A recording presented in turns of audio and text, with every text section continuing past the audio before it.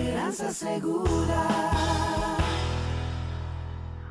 Jesús, más que una religión, es un ejemplo que debemos de imitar.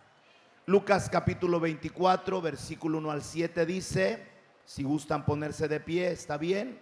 El primer día de la semana, muy de mañana, vinieron al sepulcro trayendo las especias aromáticas que habían preparado y algunas otras mujeres con ellas. Y hallaron removida la piedra del sepulcro, y entrando no hallaron el cuerpo del Señor Jesús. Aconteció que estando ellas perplejas por esto, he aquí se pararon junto a ellas dos varones con vestiduras resplandecientes, y como tuvieron temor y bajaron el rostro a tierra, les dijeron: ¿por qué buscáis entre los muertos al que vive? No está aquí, sino que ha resucitado. Acordaos de lo que él os habló cuando aún estaba en Galilea, diciendo: es necesario que el Hijo del Hombre sea entregado en manos de hombres pecadores y que sea crucificado y resucite al tercer día. Esta es palabra de Dios, y el pueblo dice amén. Así es. Pónganse cómodos ahí en sus lugares y vamos a aprender en esta oportunidad acerca del mensaje que se deja escuchar de una tumba vacía. El mensaje que se deja escuchar de una tumba vacía, como es la de Cristo Jesús. Recordar la Semana Mayor tiene tantas enseñanzas, de manera que cada paso que Jesús dio en esta tierra, cada paso tenía un propósito. Cada acontecimiento tenía un propósito. Y en esta ocasión, al paso de una semana de esta gran celebración, podemos seguir hablando los 365 días acerca de este gran milagro representado en Cristo Jesús para salvación de la raza humana. Y bien lo dijo el apóstol Pablo, y eso debe hacer mucho eco en nuestras mentes y en nuestros corazones. Si Cristo no resucitó, vana entonces sería nuestra predicación y vana sería también nuestra fe. Eso usted lo lee en 1 Corintios 15, 14. Si Cristo no resucitó, vana es entonces nuestra predicación y vana es también vuestra fe. Aprendíamos el domingo anterior, principalmente cuando veíamos esta película de Cristo, la resurrección de Cristo, y recordábamos, para algunos es novedad, para otros ya lo sabemos, que fueron los sacerdotes, los sumos sacerdotes, los que le dieron a los soldados mucho dinero para sobornarlos y pedirle a los soldados que no dijeran que algo extraordinario había sucedido en esa tumba, en ese jardín, sino que dijeran que mientras dormían ellos, los soldados, habían venido los discípulos de Jesús y se habían robado el cuerpo de Jesús. Esta teoría, esta mentira, aún sigue corriendo por la mente de mucha gente judía. Platicaba con un matrimonio de Guadalajara que hizo un viaje a Israel. Ellos tienen comodidad económica y no buscaron un grupo para que el viaje les saliera un poco más económico, sino pagaron su propio viaje como pareja. La agencia les proveyó un guía de turismo, un judío de hueso colorado, que a donde quiera que los llevó contradecía a la fe que ellos ya habían cimentado en la palabra de Dios. Visitaban un lugar y el judío contradecía lo que ellos sabían de las escrituras.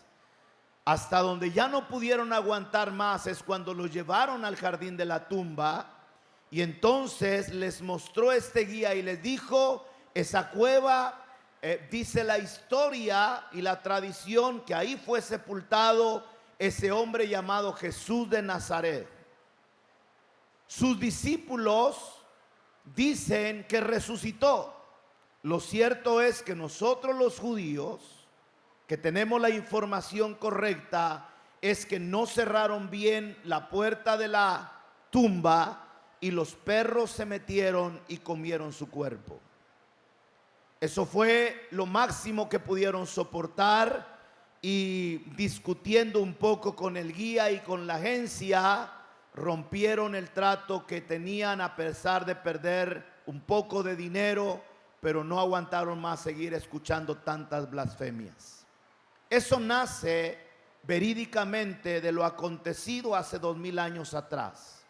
Sin embargo, aunque nosotros no le vimos resucitado, como le sucedió a Tomás, que pone condiciones para creer en su resurrección diciendo: si no pongo mi dedo en las heridas de los clavos en sus manos, si no pongo mi mano en la herida de su costado, no creeré. Y cuando Jesús se presenta a ellos y le pide a Tomás que haga lo que había puesto como condición, cayó de rodillas Tomás diciendo: Señor mío y Dios mío. Y entonces Jesús le dijo a Tomás: porque vistes, creíste. Porque vistes, creíste. Bienaventurados los que no vieron y creyeron. Esos somos nosotros. Esos somos nosotros. Y aunque la gente nos llame locos, fascinadores y lo que quieran, la fe es importante para agradar a Dios, porque sin fe es imposible agradar a Dios. Esta mañana compartí con los líderes y supervisores lo que nos restó de ver de la película allá en el Sinaí. Y es cuando el soldado que está haciéndola de detective para presentarle a Pilato el cuerpo de Jesús, y está en busca de los discípulos, y nos quedamos, para los que fueron al Sinaí. ¿Cuántos fueron al Sinaí a las 5 de la mañana? Bueno, para los que fueron, se acordarán que nos quedamos cuando este soldado descubre dónde están escondidos los discípulos, y cuando él llega ahí, Jesús se hace presente. Y desde ahí el soldado comienza a seguir los pasos de los discípulos. Ellos se levantan de Jerusalén y se van a Galilea, porque así les había dicho el maestro, que después de resucitar se verían en Galilea. Y los discípulos frustrados dijeron: bueno, esto ya se acabó, no era un líder político al que seguíamos, es así que regresemos a la mar, a las redes, a la barca, y volvamos a nuestros trabajos de pescadores.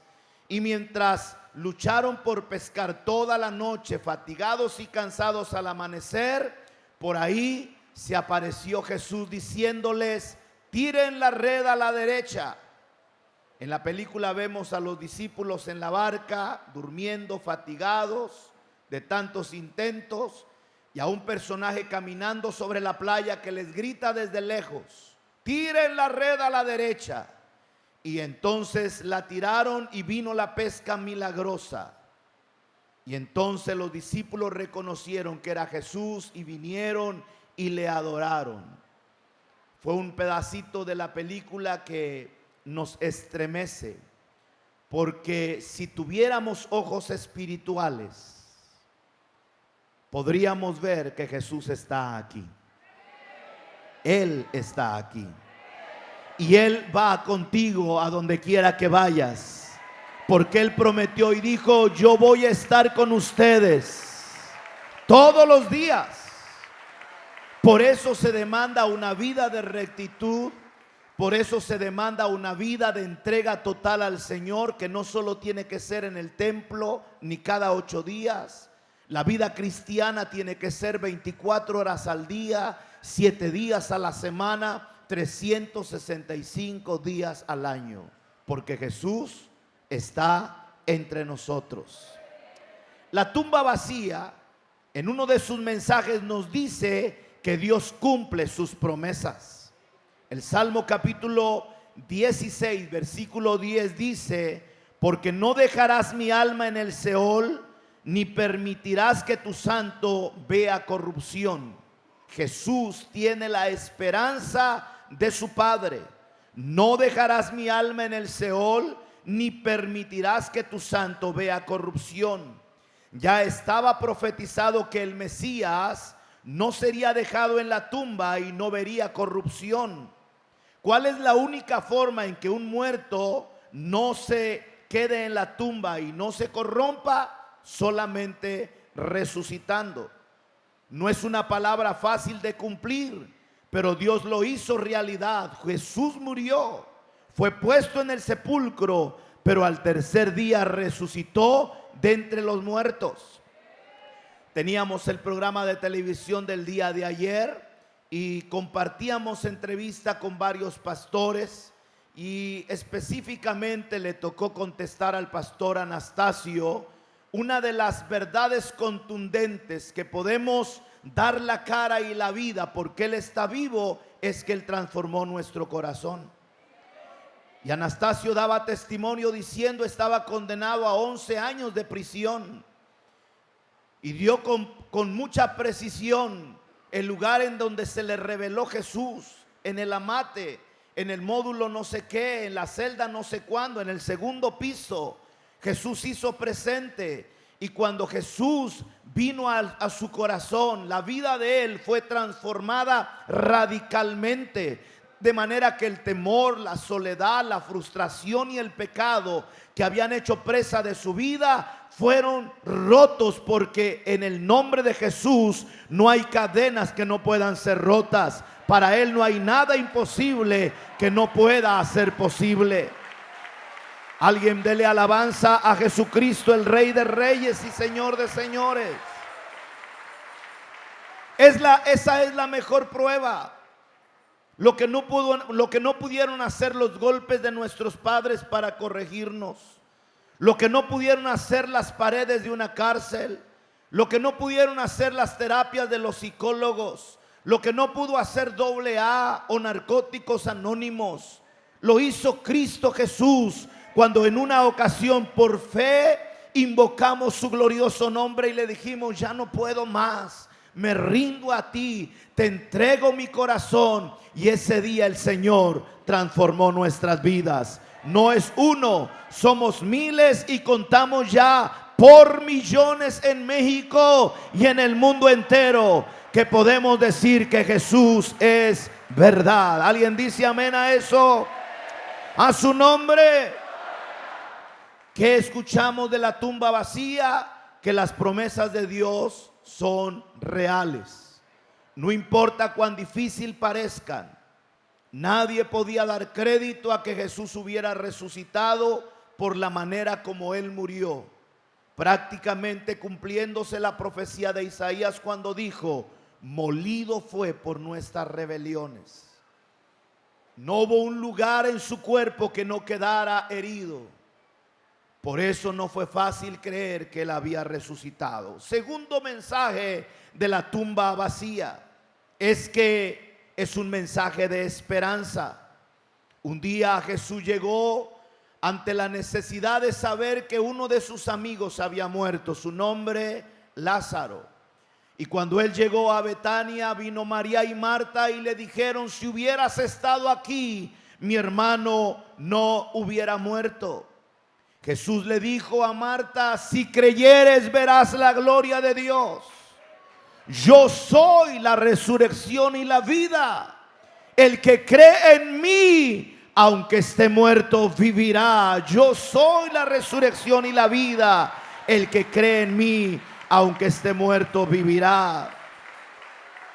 Y Jesús le preguntó a María y Marta: ¿creen esto? Por eso fue muy importante el lema de hace 2 años que la iglesia Jesús es el Camino utilizó: Chiapas es tiempo de creerle a Dios. Los milagros sucederán cuando haya personas que se atrevan a creerle a Él. Y cuando Jesús dice: yo soy la resurrección y la vida, quien lo puso en práctica primero fue Él. Por eso el apóstol Pablo, de una manera acertada, dice que Cristo se hizo primicias de los que durmieron. Cuando se habla de primicias, se habla del primer fruto de la tierra, se habla de la primer cría de un animal. Jesús fue el primero que resucitó y no volvió a morir. Hay pasajes en el Antiguo Testamento como el de el hijo de la viuda que resucitó, el milagro que sucede cuando echan el cuerpo de Eliseo a una tumba y resucita un soldado. Lázaro fue resucitado, el hijo de la viuda de Naín, la hija de Jairo. Pero todos ellos, y aún cuando Cristo está muriendo en el Calvario y Él dice: consumado es, y en tus manos encomiendo mi espíritu, el cielo se oscureció y la tierra tembló. Y dice la Biblia que los sepulcros de muchos fueron abiertos y muchos muertos resucitaron. Pero todos ellos, ¿qué cosa? Volvieron a morir. Todos. El único que hasta el día de hoy murió, resucitó y no ha muerto ni morirá jamás es Cristo Jesús. Él es la primicia del pueblo creyente en Cristo Jesús. Por eso el pueblo cristiano evangélico le llora a sus muertos, pero no se le queda llorando todo el tiempo. El pueblo cristiano evangélico no le guarda luto a sus muertos, ni le reza 40 días, ni se viste de negro todo un año, porque para nosotros nuestros muertos solo se adelantaron en el camino. Ellos duermen y serán despertados al toque de la final trompeta, porque escrito está que los muertos en Cristo resucitarán primero. Alguien diga: gloria a Dios, gloria a Dios, gloria a Dios. Les causó un poco de extrañez, de controversia a los amigos del rey David, porque su hijo se enfermó. Y yo siempre he pensado, ¿quiénes no estarían de médicos alrededor de su hijo enfermo del rey? Y mientras los más grandes médicos están procurando ayudar en la salud del hijo del rey David, él se ha tirado al piso, está en ayuno, no come, no bebe, no se levanta. Él está ahí. Y al paso de 7 días, el niño murió. Y se secreteaban los amigos, tal vez diciendo: ¿cómo le decimos al rey que su hijo ya se murió? Si ahora que estaba vivo, luchando entre la vida y la muerte, y los médicos haciendo su trabajo, él está sin hablar, sin comer, sin bañarse, tirado en ceniza. Si le decimos que murió, se va a volver loco, saber qué va a hacer. Mejor ni le digamos. Pero David se dio cuenta y preguntó: hey, ¿qué tantos secretitos? ¿Murió el niño? Decirle vos, no, decirle vos. Y uno tuvo que armarse de valor para decirle: oh rey, con todo el dolor, murió su hijo. Y el rey dice que se levantó, se bañó, pidió de comer, fue al templo a adorar, y todos se quedaron: ¿qué le pasa? Y la respuesta de David fue muy sabia.